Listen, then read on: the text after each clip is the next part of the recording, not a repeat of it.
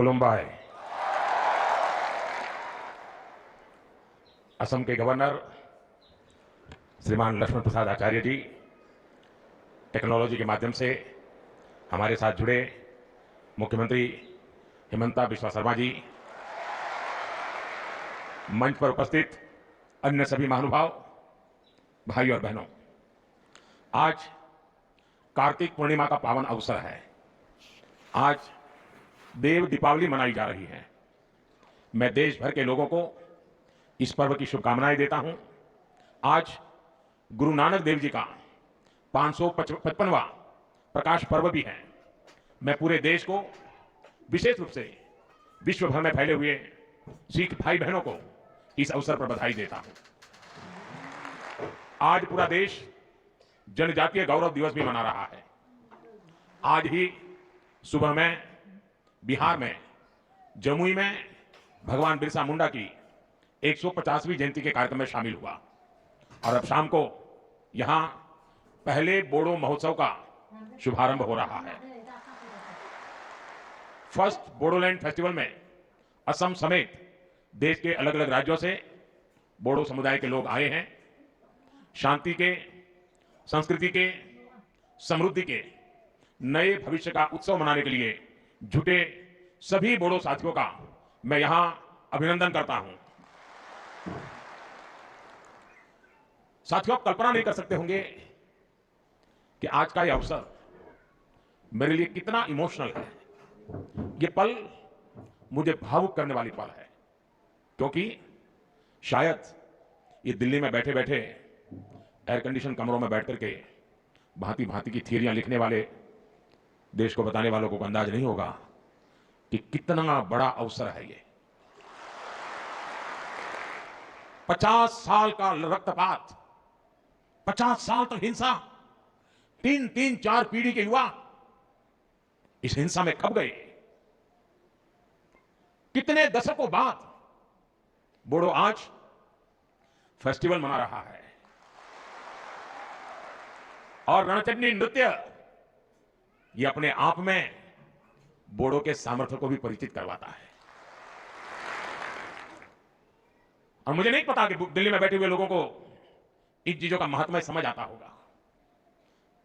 और ये ऐसे ही नहीं हुआ है। बड़े धैर्य के साथ एक एक गांठ को उकेलते उकेलते उसको ठीक करते करते करते आज आप सबने एक नया इतिहास रच दिया है।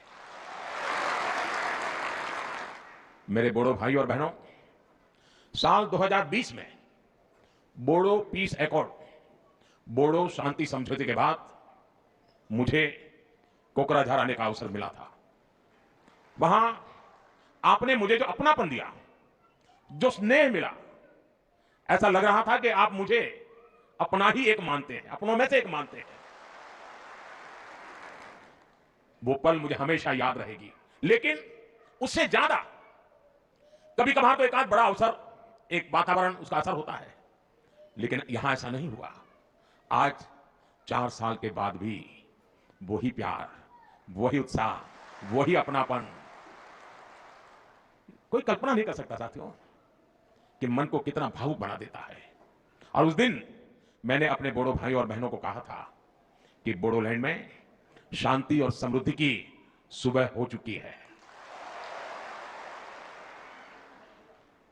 और साथियों, वो मेरे सिर्फ शब्द नहीं थे। उस दिन मैंने जो माहौल देखा था और शांति के लिए आप हिंसा का राह छोड़ करके निकल चुके थे, शस्त्र दे रहे थे, वो पल बहुत ही भावुक था साथियों। और उसी समय मेरे भीतर एक, मेरे अंदर से आवाज आई थी कि अब मेरे बोडोलैंड में समृद्धि की सुबह हो चुकी है। आज आप सबका उत्साह, आपके चेहरे की खुशी देखकर मैं कह सकता हूं, बोडो लोगों के उज्जवल भविष्य की मजबूत नींव तैयार हो चुकी है। पिछले 4 वर्षों में बोडोलैंड में हुई प्रगति बहुत ही महत्वपूर्ण है। शांति समझौते के बाद बोडोलैंड ने विकास की नई लहर देखी है। आज जब मैं बोडो पीस एकॉर्ड के फायदे देखता हूं, आप लोगों के जीवन पर इसका प्रभाव देखता हूं तो इतनी मन को तसल्ली मिलती, इतना मन को खुशी होती है साथियों, आप कल्पना नहीं कर सकते जी। आप पल भर सोचिए, कोई मां, उसका इकलौता बेटा, और उस मां ने बहुत लालन पालन से बड़ा किया हो बेटे को, और बेटा अन्य साथियों से मिलकर के हाथ में हथियार लेकर के मां को छोड़ करके जंगलों में भटकता हो। उसने जो राह चुनी है उसको पाने के लिए किसी की भी हत्या करने पर तुला हुआ हो। मां बेबस होकर के निराशा में दिन काट रही हो, और एक दिन पता चले कि मां, तेरा बेटा उन शस्त्रों को छोड़ करके अब तेरे पास वापिस आया है। आप कल्पना कीजिए उस दिन उस मां को कितना आनंद होगा। आज पिछले 4 साल से मैं वही आनंद की अनुभूति करता हूं। मेरे अपने, मेरे नौजवान साथी मेरी प्रार्थना को स्वीकार करके वापस लौट आए और अब हिंदुस्तान का भविष्य बनाने में कंधे से कंधा मिलाकर के मेरे साथ काम कर रहे हैं। ये मेरे जीवन की बहुत बड़ी घटना है साथियों, मेरे मन को बहुत तसल्ली देने वाली घटना है, और इसलिए मैं आपका जितना अभिनंदन करूं उतना कम है। और साथियों, बोडो शांति समझौते का लाभ सिर्फ आपको ही हुआ ऐसा नहीं है। बोडो शांति समझौते ने कितने ही अन्य समझौते के लिए नए रास्ते खोले। अगर वो कागज पर रह जाता तो शायद और लोग मेरी बात नहीं मानते, लेकिन आपने जो कागज पे था उसे जीवन में भी उतारा, जमीन पर भी उतारा, और लोगों के मन मस्तिष्क को भी आपने विश्वास दिलाया, और उसके कारण, आपके इस इनिशिएटिव के कारण और सारे समझौते के रास्ते खुले थे। और इसलिए एक प्रकार से पूरे नॉर्थ ईस्ट में आपने शांति की ज्योत प्रज्वलित की है। दोस्तों साथियों, इन समझौतों की वजह से सिर्फ असम में ही, यह आंकड़ा मैं फिर कहूंगा, दिल्ली में बैठे बैठे महाराजों को पता नहीं होगा, सिर्फ असम में ही 10,000 से ज्यादा युवाओं ने हथियार छोड़ा, हिंसा का रास्ता छोड़ा है। ये विकास की मुख्य धारा में वापस लौटे हैं। किसी ने कल्पना नहीं की थी कि कार्बी एंगलोंग समझौता, ब्लू रियांग समझौता, एलएलएफटी त्रिपुरा समझौता, ये सारी बातें एक दिन सच्चाई बन जाएगा, और ये आप सबके सहयोग के कारण ये सब संभव हुआ है साथियों। और इसलिए एक प्रकार से मैं आज, पूरा देश जब जनजातीय गौरव दिवस मना रहा है, तब जब आज भगवान बिरसा मुंडा की जयंती है, तब मैं आज यहां पर आप सबको थैंक यू कहने के लिए आया हूं, धन्यवाद कहने के लिए आया हूं, आपके परिवारजनों को प्रणाम करने के लिए आया हूं।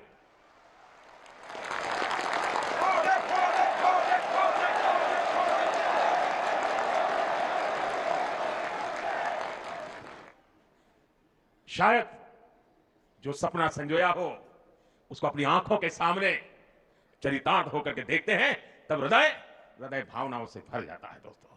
और इसलिए मैं आपका जितना धन्यवाद करूं उतना कम है। और मैं देश के नौजवानों से कहता हूं, आज भी नक्सलवाद के रास्ते पर जो नौजवान है, मैं उनको कहता हूं कि मेरे बोडो साथियों से कुछ सीखिए।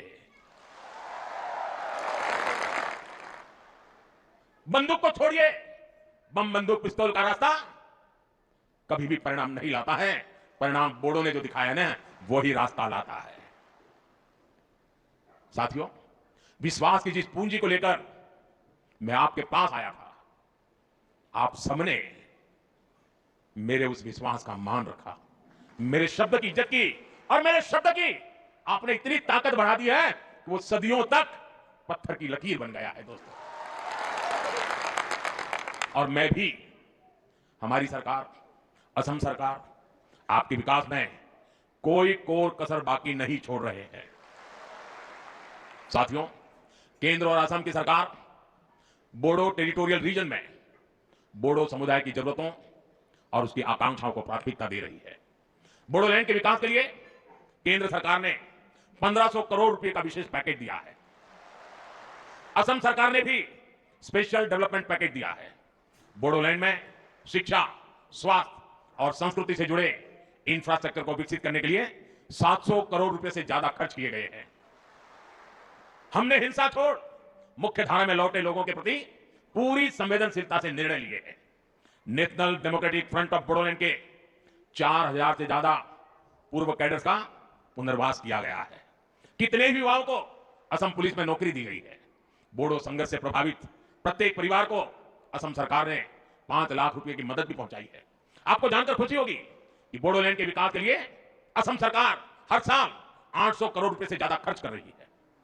साथियों, किसी भी क्षेत्र के विकास के लिए जरूरी है कि वहां के युवाओं को, वहां की महिलाओं का स्किल डेवलपमेंट भी हो और उन्हें अपना काम करने के भी पूरे मौके मिले।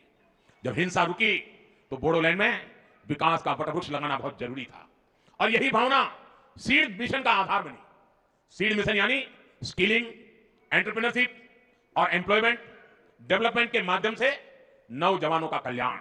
इसका बहुत बड़ा फायदा बोडो युवाओं को हो रहा है। साथियों, मुझे खुशी है कि कुछ साल पहले जो युवा बंदूक थामे हुए थे, अब वो स्पोर्ट्स के क्षेत्र में आगे बढ़ रहे हैं। कोकराझार में डुरन कप के 2 एडिशन होना, बांग्लादेश, नेपाल और भूटान की टीमों का आना अपने आप में ऐतिहासिक है। इस शांति समझौते के बाद पिछले 3 साल से कोकराझार में लगातार बोडोलैंड लिटरेरी फेस्टिवल भी हो रहा है और इसलिए मैं साहित्य परिषद का तो विशेष आभारी हूं। ये बोडो साहित्य की बहुत बड़ी सेवा का काम हुआ है। आज ही बोडो साहित्य सभा का तो 73वां स्थापना दिवस भी है। ये बोडो लिटरेचर और बोडो भाषा के उत्सव का दिन भी है। मुझे बताया गया है कल 16 नवंबर को एक कल्चरल रैली भी निकाली जाएगी। इसके लिए भी आपको मेरी बहुत बहुत शुभकामनाएं हैं। और साथियों, जब दिल्ली देखेगा ना ये, तब पूरा देश को देखने का अवसर आएगा। तो अच्छा किया है आपने दिल्ली की छाती पर आकर के शांति के गीत गाने का तय किया है। साथियों, अभी मैं यहां एग्जीबिशन में भी गया था। इस एग्जीबिशन में हमें समृद्ध बोडो आर्ट एवं क्राफ्ट इसके दर्शन होते हैं। यहां आरोनाए, दोकोना, गामसा, करे दाखिनी, थोरखा, जोगिशी, खाम, ऐसी अनेक चीजें वहां उपलब्ध है और ये ऐसे प्रोडक्ट है जिनको जीआई टैग मिला है। यानी दुनिया में ये प्रोडक्ट कहीं भी जाए, इनकी पहचान बोडोलैंड से, बोडो संस्कृति से ही जुड़ी रहेगी। और सेरी कल्चर तो हमेशा से बोडो संस्कृति का अहम हिस्सा रहा है। इसलिए हमारी सरकार बोडोलैंड सेरी कल्चर मिशन चला रही है। हर बोडो परिवार में बुनाई की भी परंपरा रही है। बोडोलैंड हैंडलूम मिशन के माध्यम से भी बोडो समुदाय की सांस्कृतिक विरासत को बढ़ावा देने का प्रयास किया गया है। साथियों, असम भारत के टूरिज्म सेक्टर की भी बहुत बड़ी ताकत है और हमारा बोडोलैंड, जैसे असम भारत के टूरिज्म की ताकत है, वैसे असम के टूरिज्म की ताकत कोई है वो बोडोलैंड है। एक समय था जब Manas national park, Raimona national park और सीखना जड़ाव नेशनल पार्क, इनके घने जंगल अन्य गतिविधियों का ठिकाना बन गए थे। मुझे खुशी है कि जो फॉरेस्ट कभी हाइड आउट हुआ करते थे, वो अब युवाओं की हाई एम्बिशन को पूरा करने का भी माध्यम बन रहे हैं। बोडोलैंड में बढ़ने वाला टूरिज्म यहां के युवाओं के लिए रोजगार के भी अनेकों नए मौके बनाने वाला है। साथियों, आज जब हम ये महोत्सव मना रहे हैं तो हमें बोडोफा उपेंद्रनाथ ब्रह्मा और गुरुदेव कालीचरण ब्रह्मा का स्मरण आना बहुत स्वाभाविक है। बोडोफा ने भारत की अखंडता और बोडो लोगों के संवैधानिक अधिकारों के लिए लोकतांत्रिक तरीके को हमेशा आगे रखा। गुरुदेव कालीचरण ब्रह्मा ने समाज को अहिंसा और आध्यात्म के रास्ते पर चलकर एकजुट किया। आज मुझे इस बात का संतोष है कि बोडो माताओं बहनों की आंखों में आंसू नहीं बल्कि उज्जवल भविष्य का सपना है। हर बोडो परिवार के मन में अब अपने बच्चों को बेहतर भविष्य देने की आकांक्षा है। उनके सामने सफल बोडो लोगों की प्रेरणा है। बोडो समुदाय के कई लोगों ने विशिष्ट पदों पर रहकर देश की सेवा की है। हमारे देश में मुख्य चुनाव आयुक्त इलेक्शन कमीशन रहे श्री हरिशंकर ब्रह्मा, मेघालय के राज्यपाल रहे रंजीत शेखर मुशाहरी जैसे कई हस्तियों ने बोडो समुदाय का मान बढ़ाया है। मुझे खुशी है कि बोडोलैंड के युवा अच्छा करियर बनाने के सपने देख रहे हैं और इन सब में हमारी सरकार, चाहे वो केंद्र में हो या राज्य में, हर बोडो परिवार की साथी बनकर उनके साथ खड़ी है। साथियों, मेरे लिए असम सहित पूरा नॉर्थ ईस्ट भारत की अष्टलक्ष्मी है। अब विकास का सूरज पूरब से उगेगा, पूर्वी भारत से उगेगा, जो विकसित भारत के संकल्प को नई ऊर्जा देगा। इसलिए हम नॉर्थ ईस्ट में स्थायी शांति के लिए निरंतर प्रयास कर रहे हैं। नॉर्थ ईस्ट के राज्यों के बीच के सीमा विवादों का सौहार्द के साथ समाधान खोज रहे हैं। साथियों, बीते दशक में असम के विकास का, नॉर्थ ईस्ट के विकास का सुनहरा दौर शुरू हुआ है। भाजपा एनडीए सरकार की नीतियों के कारण 10 वर्षों में 25 करोड़ लोग गरीबी से बाहर निकले हैं। इनमें असम के भी लाखों साथियों ने गरीबी को मुक्ति पाने के लिए गरीबी के साथ संघर्ष करते हुए गरीबी को पराजित किया है। भाजपा एनडीए की सरकार के दौरान असम विकास के नए रिकॉर्ड बना रहा है। हमारी सरकार ने हेल्थ इंफ्रास्ट्रक्चर पर विशेष फोकस किया है। बीते 1.5 साल में असम को 4 बड़े अस्पताल की सौगात मिली है। गुवाहाटी एम्स और कोकराझार, नालबारी, नागांव मेडिकल कॉलेज की सुविधा से सबकी मुश्किलें कम हुई हैं। असम में कैंसर अस्पताल खुलने से नॉर्थ ईस्ट के मरीजों को बड़ी राहत मिली है। 2014 से पहले असम में 6 मेडिकल कॉलेज थे, आज इनकी संख्या 12 हो गई है। इसके अलावा 12 और नए मेडिकल कॉलेज खोलने की तैयारी है। असम में बढ़ते ये मेडिकल कॉलेज अब युवाओं के लिए अवसरों के नए द्वार खोल रहे हैं। साथियों, बोडो शांति समझौते ने जो रास्ता दिखाया है वो पूरे नॉर्थ ईस्ट की समृद्धि का रास्ता है। मैं बोडो भूमि को सैकड़ों वर्ष पुरानी संस्कृति का समृद्ध बसेरा मानता हूं। इस संस्कृति को, बोडो संस्कारों को हमें निरंतर सशक्त करना है। और साथियों, एक बार फिर मैं आप सभी को बोडोलैंड फेस्टिवल की अनेक अनेक शुभकामनाएं देते हैं। आप सभी यहां इतनी विशाल संख्या में आए, आप सभी का दिल्ली में मुझे भी स्वागत करने का अवसर मिला। मैं आपका हृदय से स्वागत करता हूं। और साथियों, आप सबने मेरे प्रति जो अपनापन रखा है, जो प्यार दिया है, आपकी आंखों में जो मैं सपने देखता हूं ना, बोडो के मेरे सभी भाई बहन, मुझ पर विश्वास करना, मैं आपकी आशा आकांक्षाओं को उस पर खरा उतरने के लिए मेहनत करने में कोई कमी नहीं रखूंगा।